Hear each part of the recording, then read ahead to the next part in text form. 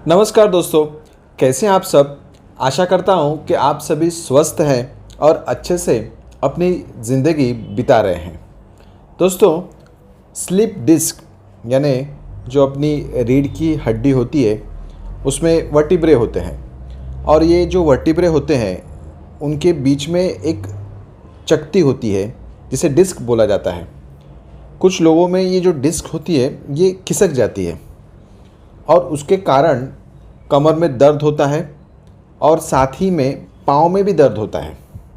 सुबह में उठने के बाद कमर एकदम से जकड़ जाती है, बैक पेन होता है और लेग पेन भी होता है। बैक में से लेग में रेडिएशन होता है पेन का। इसे लंबर स्पॉन्डिलाइटिस भी बोला जाता है, सियाटिका भी बोला जाता है।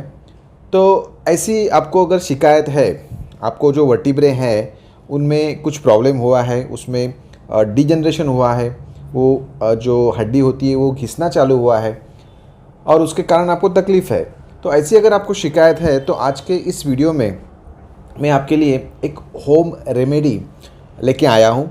ये होम रेमेडी आप ज़रूर ट्राई करिए। अगर आपको ऐसी शिकायत है सियाटिका की या फिर आपके जो वर्टिब्रे है वो घिस गए हैं, लंबार स्पॉन्डिलाइटिस आपको है या फिर सर्वाइकल स्पॉन्डिलाइटिस है, ऐसी अगर आपको समस्या अगर है तो ये जो होम रेमेडी आपको मैं बताने वाला हूँ ये आप ज़रूर ट्राई करिए। इससे आपको निश्चित ही फ़ायदा होगा। तो ये क्या होम रेमेडी है, कैसे करनी है, वो सब मैं आपको इस वीडियो में बताने वाला हूँ। उसके पहले मैं आपको कुछ बातें बताना चाहूँगा। देखिए कैसे है कि आजकल हम देखते हैं कि काफ़ी सारे यंग जनरेशन में भी ये डिजनरेशन का प्रॉब्लम होना चालू हुआ है, माने हड्डियाँ घिस रही है और उसके कारण पेन होता है। जैसे कि रीढ़ की हड्डी है उसमें घिसना चालू होता है, डिजनरेशन होता है, वैसे ही घुटनों की जो हड्डी होती है उसमें भी डिजनरेशन चालू होता है। तो ये सब जो प्रॉब्लम्स हैं ना, ये आजकल बढ़ते हुए भी देखा गया है, बहुत सारे लोगों को ये प्रॉब्लम है। तो इसमें दो प्रकार से जो पैथोलॉजी होती है।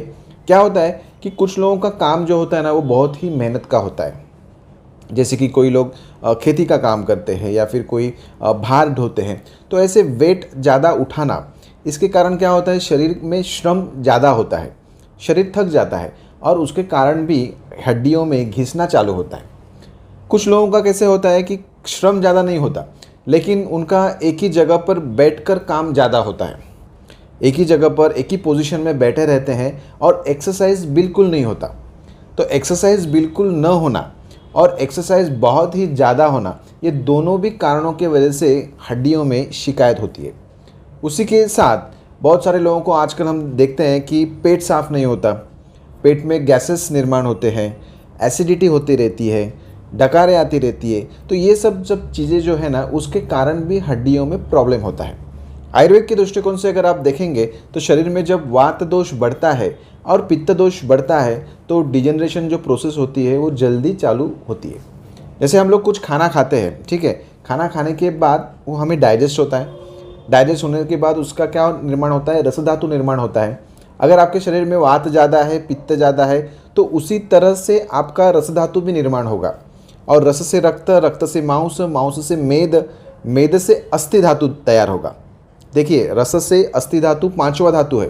तो पहले खाने का आहार रस बनता है और उसके बाद धीरे धीरे उसका जो परिवर्तन है वो अस्थि धातु में होता है। तो ये अस्थि धातु भी अच्छा नहीं होता। जब हमारा डाइजेशन अच्छा नहीं होता है, हमारा पाचन तंत्र बिगड़ जाता है, तो जो अस्थि धातु अच्छा बनना चाहिए वो नहीं बनता और उसके कारण वहाँ पे घिसने की प्रोसेस चालू होती है। तो आजकल का यही प्रॉब्लम है कि खाना बरोबर से न खाना, बाहर का खाना ज़्यादा खाना, रात को जागरण करना, स्ट्रेस ज़्यादा लेना और इसके कारण अपना पाचन तंत्र बिगड़ जाता है और उसके ऊपर बहुत सारे लोग ध्यान भी नहीं देते और उसके कारण फिर धीरे धीरे हड्डियों का प्रॉब्लम आना चालू होता है। तो ऐसे समय पर हम जो अभी दवाई आपको मैं सजेस्ट करने वाला हूँ, जो होम रेमेडी आपको सजेस्ट करने वाला हूँ, ये जो होम रेमेडी है ना ये हड्डियों पे काम करती है। सिंपल होम रेमेडी है। आपके घर में जो लहसुन होता है ना उसे ही हम लोग यूज़ करने वाले हैं और उसका कैसे इस्तेमाल करना है मैं आपको बताने वाला हूँ। तो ये जो लहसुन होती है ना, ये लहसुन वातशामक बताई गई है, लहसुन उष्ण है, लहसुन स्निग्ध है, लहसुन वात का शमन करने वाली है। लहसुन जो होती है ना उससे क्या होता है पेट में जो गैसेस होते हैं ना वो कम हो जाते हैं, पाचन तंत्र जो होता है, डाइजेशन होता है वो अच्छे से होने लगता है और हड्डियों को शक्ति देने का काम भी लहसुन करती है। जो गार्लिक होता है ना, वो हड्डियों को शक्ति भी देता है। तो इसके कारण हम इस लहसुन का कैसे दूध के साथ हम लोग होम रेमेडी बनाने वाले हैं और उसका प्रयोग आपको ज़रूर करना चाहिए। तो इससे क्या होगा, इससे आपकी जो हड्डियां हैं, रीढ़ की हड्डी है और उसके आजू बाजू में जो मांसपेशियां है, स्नायु है, लिगामेंट है, उसमें आपको शक्ति आएगी। ये लहसुन का प्रयोग आप करने से क्या होगा, वो मांसपेशियां उनको बल मिलेगा, शक्ति मिलेगी, जिससे कारण जो आपका डिजीज़ का प्रोग्रेशन है, आगे जो डिजीज़ आपका बढ़ रहा है, वो कम होगा। चलो दोस्तों, देखते हैं अभी कैसे ये आपको बनाना है। आपको क्या करना है, लहसुन लेना है, लहसुन के साथ दूध लेना है और थोड़ा सा आपको गाय का घी लगेगा। और इसको कैसे लेना है, आपको कभी लेना है, कितना दिन लेना है। और एक चीज़ मैं आपको बताना चाहूँगा कि ये जो लहसुन का प्रयोग जो होता है ना, वो किन लोगों ने नहीं लेना चाहिए, वो भी आप थोड़ा सा समझ लीजिए। क्या है कि लहसुन जो होता है, गार्लिक जो होता है, वो उष्ण होता है। तो इसके कारण जो व्यक्ति पित्त प्रकृति के हैं, ठीक है, जिनके शरीर में ऑलरेडी हीट ज़्यादा है, वो इसका ये जो प्रयोग मैं बताने वाला हूँ उसका प्रयोग आप ज़्यादा नहीं करें, थोड़े दिन ही करें, या फिर बीच बीच में गैप डाल के करिए, या फिर 3 ही लहसुन का प्रयोग करें। मैं आगे बताऊंगा आपको। दूसरी चीज़ है, जिनको ब्लीडिंग कहाँ से हो रहा है, जिनको संडास के रास्ते से ब्लीडिंग हो रहा है, या फिर जिनको पेशाब के रास्ते से ब्लीडिंग हो रहा है, नाक में से ब्लीडिंग हो रहा है, ऐसे लोग जो होते हैं जिनको कहाँ से भी ब्लीडिंग हो रहा है, कोई लेडीज़ होती है जिनको माहवारी के समय बहुत सारी ब्लीडिंग होती है, तो ऐसे लोगों ने ये प्रयोग नहीं करना चाहिए। उसके बाद कोई लोगों को अल्सर्स आते, देखिए माउथ में अल्सर्स आते हैं, मुंह में छाले आते हैं, ऐसे लोगों ने भी ये जो प्रयोग होता है वो नहीं करना चाहिए। बाकी के जो सभी लोग हैं जिनका पाचन तंत्र बरोबर नहीं है, गैसेस हो रहा है पेट में और उसके साथ उनकी हड्डियों में भी तकलीफ हो रही है, ऐसे लोग ये प्रयोग कर सकते हैं। तो जहाँ जहाँ पे घिसना ये प्रक्रिया आपके शरीर में हो रही है, चाहे वो घुटनों का दर्द हो, चाहे वो रीढ़ की हड्डी का दर्द हो, चाहे वो नेक पेन, सर्वाइकल हड्डियों का घिसना हो, ऐसे सभी प्रॉब्लम्स में आप ये प्रयोग जो है वो कर सकते हैं। और एक चीज़ मैं आपको बताना चाहूँगा कि जैसे अपने हड्डियों में डिजनरेशन होता है ना, वैसे अपने ब्रेन में भी डिजनरेशन होता है। हाँ दोस्तों, जैसे उम्र बढ़ती है वैसे अपने ब्रेन में भी डिजनरेशन होना चालू होता है। और जो व्याधि होता है इसके वजह से, ब्रेन में डिजनरेशन होने की वजह से, उसमें से एक महत्वपूर्ण व्याधि है जिसका नाम है पार्किंसोनिज्म।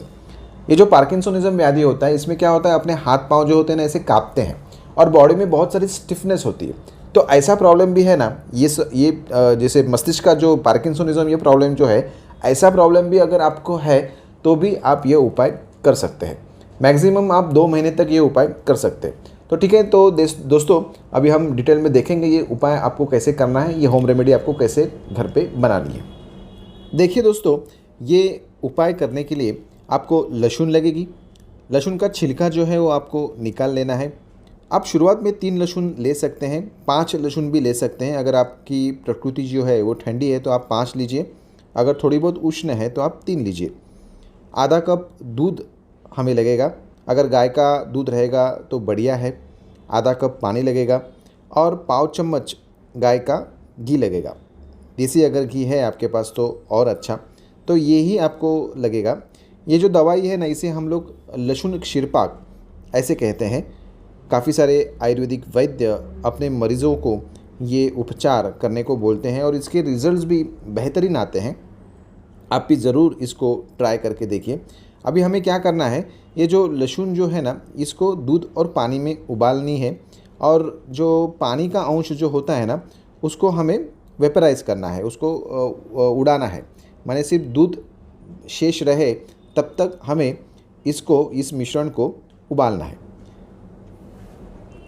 देखिए, इस प्रकार से आपको पानी का जो 50% अंश होता है उसको वेपराइज़ कर लेना है, जिससे कि दूध ही सिर्फ बाकी रहे और जो लहसुन होती है वो अच्छे से दूध में पके। तो लहसुन का जो अंश होता है, इन्हें उसके जो तत्व होते हैं वो सब दूध में आ जाता है। तो इस प्रकार से आपको उबालना है। उसके बाद आपको छान लेना है। 1 कप आप लीजिए, उसमें ये जो लहसुन क्षीरपाक बना हुआ है उसे आप छान लीजिए और उसमें थोड़ा सा पाव चम्मच और या फिर पाव चम्मच से भी कम आप देसी गाय का घी भी डाल सकते हैं। जो लहसुन बची हुई है, 3 लहसुन आप ले रहे हैं तो वो भी आप लहसुन चबा कर खा भी सकते हैं। अगर नहीं खाएंगे तो भी चलेगा, आपके ऊपर है। अगर आपको पसंद है तो आप खा सकते हैं, अगर नहीं खाएंगे तो भी चल सकता है। तो ये जो लहसुन क्षीरपाक है, इसको आपको कब लेना है, इसको आपको सुबह में खाली पेट लेना है। जैसे आप उठेंगे, ब्रश करेंगे तो ब्रश करने के बाद आपको खाली पेट इस दूध को पीना है। और उसके बाद जब भी आपको भूख लगेगी, खाना खाने का इच्छा होगा, तब आपको कुछ खाना है, तब तक आपको खाली पेट रहना है। सुबह में एक बार और शाम को भी आप 5-6 बजे तक ऐसे समय पर आप शाम को भी 2 टाइम भी आप ले सकते हैं।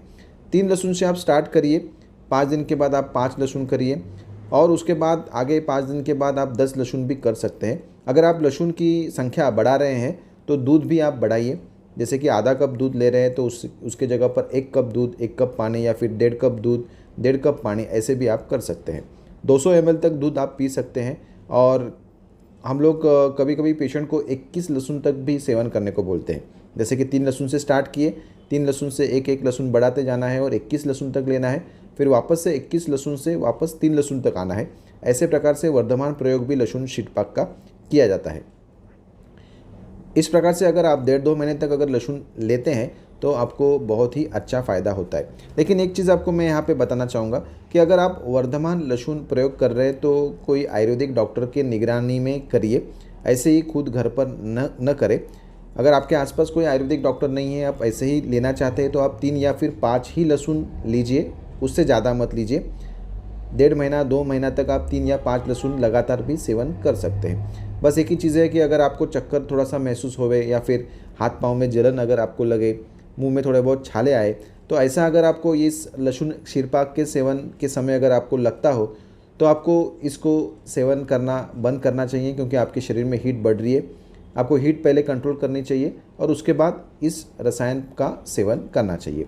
और भी चीज़ मैं आपको एक बताना चाहूँगा कि अगर इस लहसुन शीरपाक का सेवन आप ठंडियों के मौसम में करते हैं या फिर बरसात के मौसम में करते हैं तो वो अच्छे से और फ़ायदा देगी।